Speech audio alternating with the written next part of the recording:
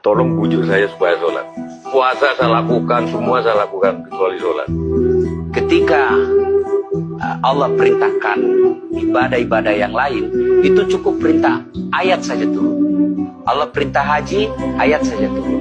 Allah perintah puasa, ayat saja turun. Allah perintah bayar zakat, ayat saja turun. Tapi ketika Allah perintah sholat, tidak boleh ayat turun. Nabi dijemput oleh dua malaikat, kemudian diajak naik, ketemu dengan Allah untuk menerima perintah ini. Kenapa? Karena perintah ini sangat penting. Mas, saya boleh dagang, bayar zakat sambil nyanyi. Saya boleh haji sambil nyanyi. Tawaf, labbaik Allahumma labbaik, labbaik la syarika lak labbaik. Boleh.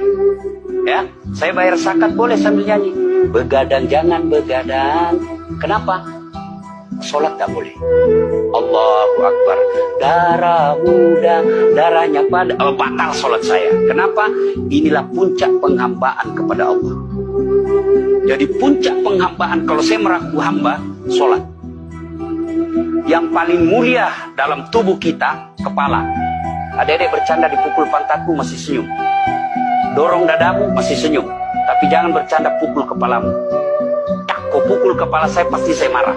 Kenapa? Harga diri di sini. Tapi ketika kita sholat, anggota tubuh yang paling mulia, kepala, rendahkan seperti kaki.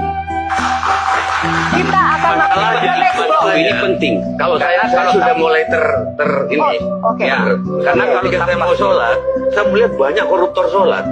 ya, Saya melihat banyak orang sholat yang kalau saya ajak ngomong main HP, nggak punya adab. yang paling enak memang sholat tidak korupsi. Yang paling nyaman memang, paling ideal sholat jujur. Tapi wala talbisul haqqa bil batil, kata Allah. Allah tidak mencampurkan antara hak dan batil. Sholatmu beda, puasamu beda, maksiatmu beda.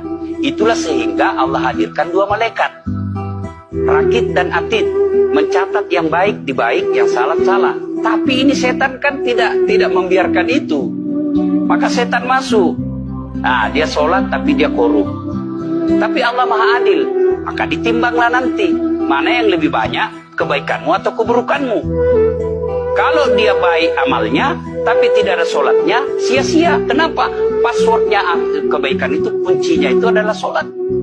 Ustaz, ketika naik haji, naik pesawat itu mungkin dibikin orang yang nggak sholat. Iya, betul. Terus gimana tuh? Nah, Kursi itu mungkin dibikin orang yang nggak sholat. iya betul. Terus? Nah, bagi orang yang tidak sholat itu, Allah nanti perlihatkan amalnya. Yang ciptakan listrik ini luar biasa amalnya. Iya. Saya bisa dakwah karena ada mic. Iya. Dan mic itu dari orang non-muslim yang Iya. ciptakan. Maka Allah nanti pamerkan. Ini kau punya amal.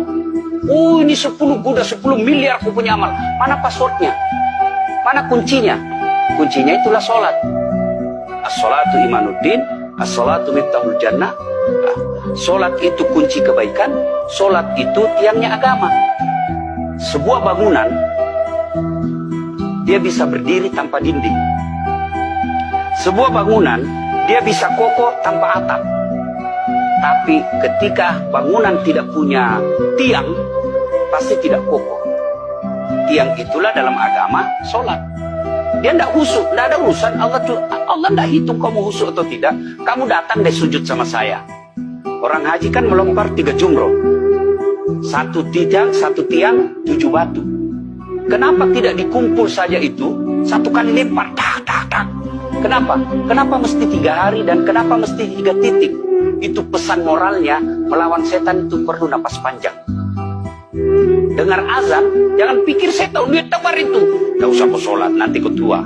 Anggaplah pergi sholat. Setan menyerah, tidak. Buru-buru kamu, buru-buru. Akhirnya apa? Wudhu tidak sempurna. Anggaplah Anda wudhu dengan sempurna. Setan menyerah, tidak. Masuk masjid. Tidak usah sholat sunnah, tidak usah sholat sunnah. Prinsipnya setan, kalau dia tidak bisa dikalah, jangan untung. Nah, gimana Mbak Teja? Udah teryakin? Oke.